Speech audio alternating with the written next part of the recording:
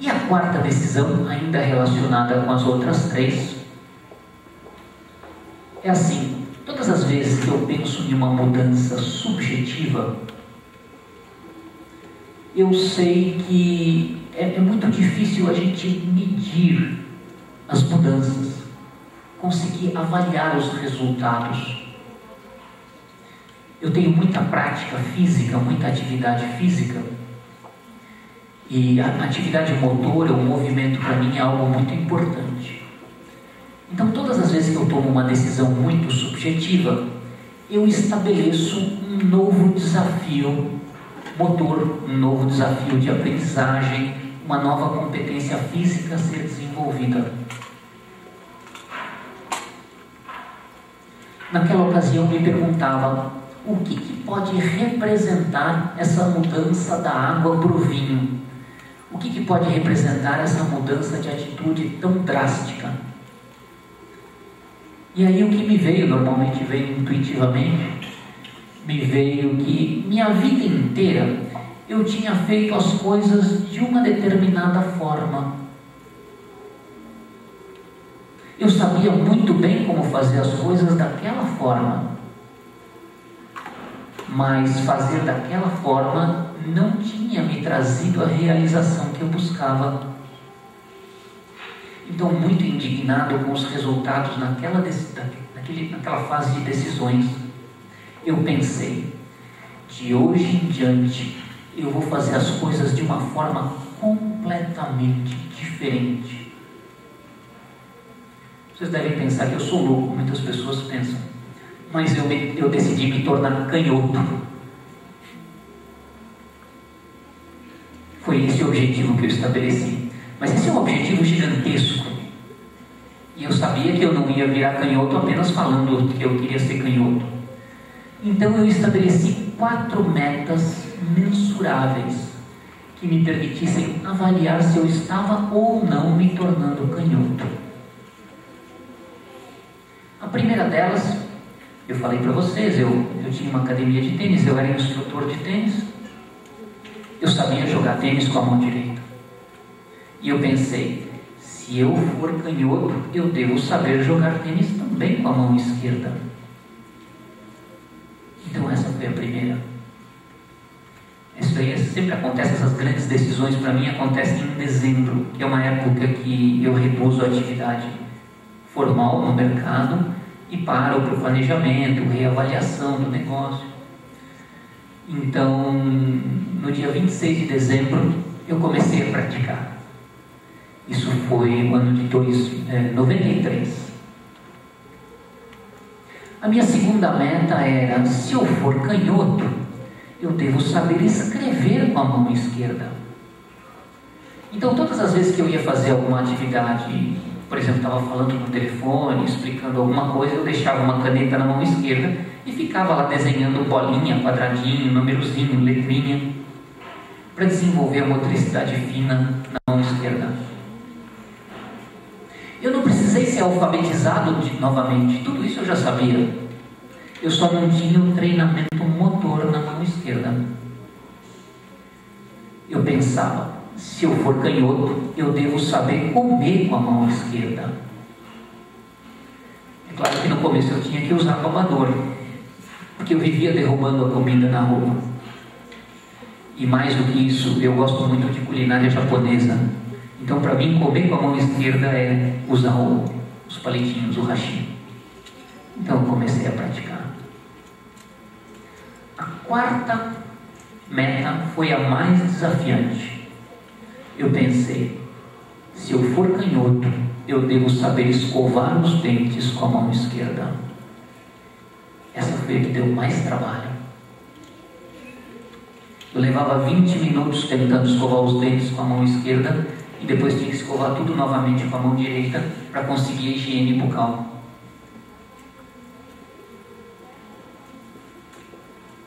O tempo se passou e eu virei canhoto.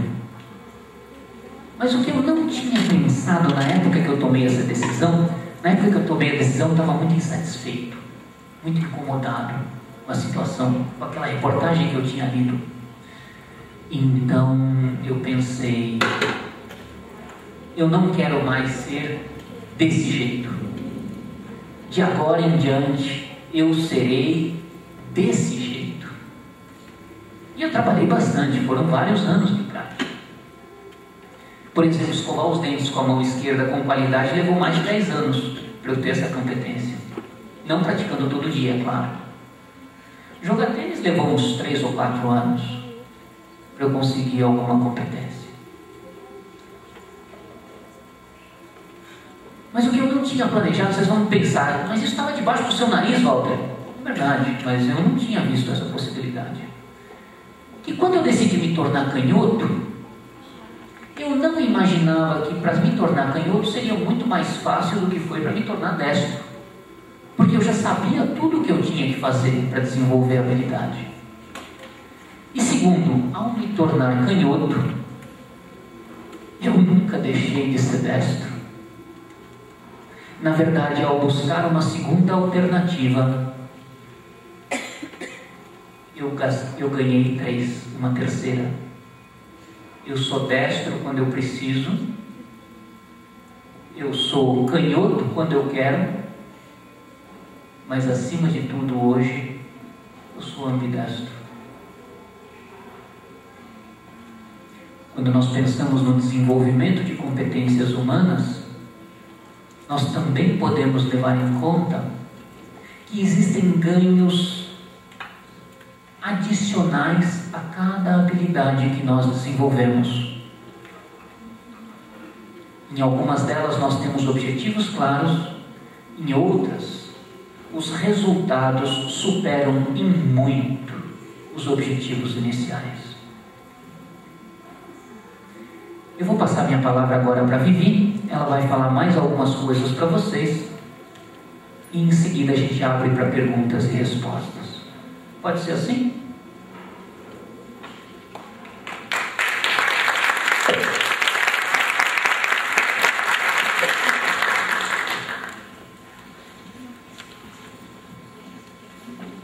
Olá, tudo bem com vocês?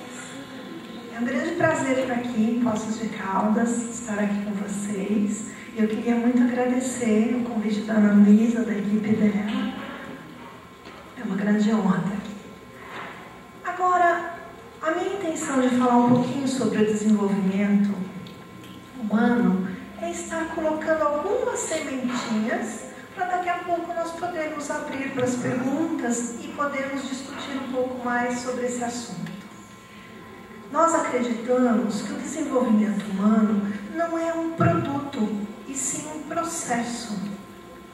Um processo onde a pessoa vai estar desenvolvendo competências, ela vai estar crescendo, ela vai estar tendo sucesso.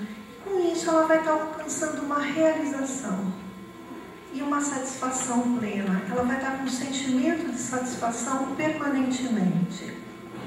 Então, em cima disso, eu queria mostrar para vocês algumas coisinhas para depois nós termos elementos para estar discutindo um pouco.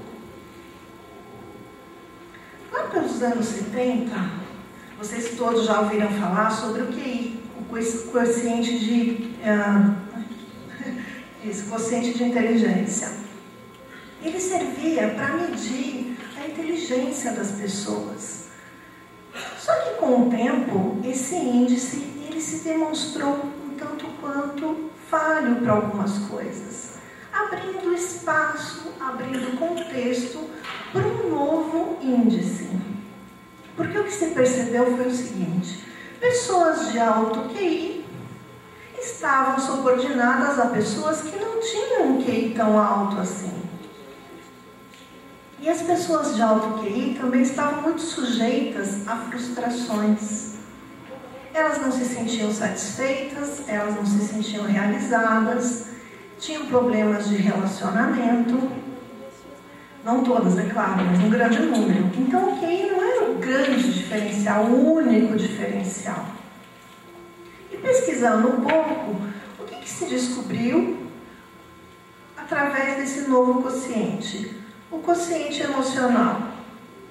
Que pessoas de alto QI estavam subordinadas às pessoas de quociente emocional mais alto, que eram aqueles bons líderes que sabiam lidar muito bem com o estresse, com o relacionamento.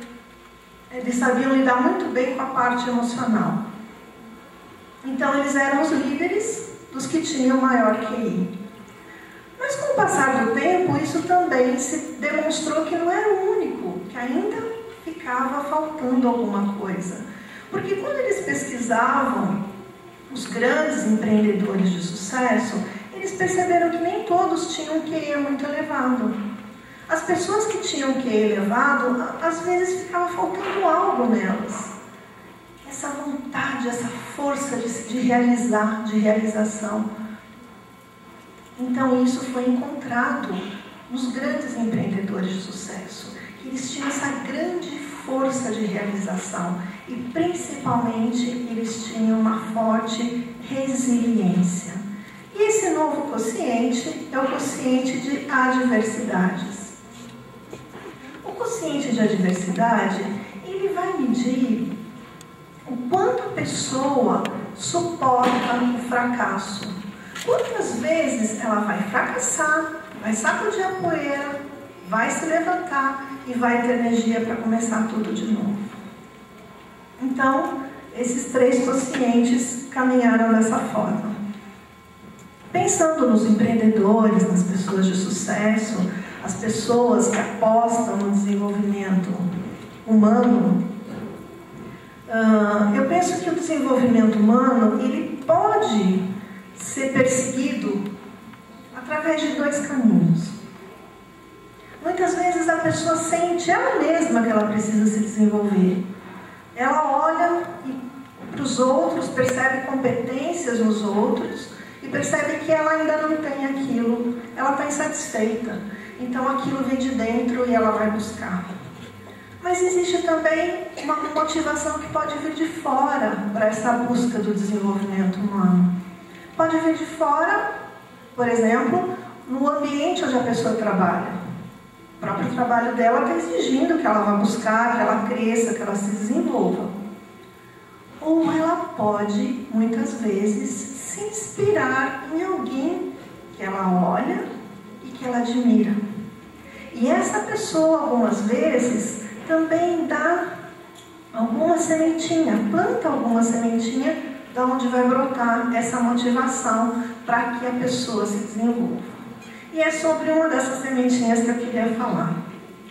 Sobre um dos grandes ícones do empreendedorismo do Brasil.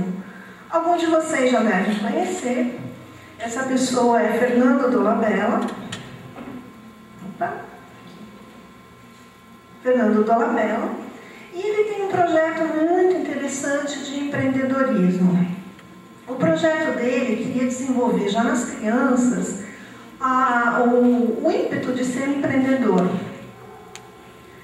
E o projeto dele começou com crianças já na vida escolar, dentro das escolas. E o projeto era simples. Consistia em se fazer 2 perguntas para esse jovem. A primeira pergunta, ela fazia o resgate da parte, de ligar a parte emocional da pessoa com a vida profissional dela. Para as crianças, a vida futura. Para os jovens que já tinham ingressado no mercado de trabalho, resgatando o que eles faziam com o afetivo. E essa pergunta é uma pergunta simples. A pergunta é: qual é o seu sonho? E agora eu pergunto para vocês: qual é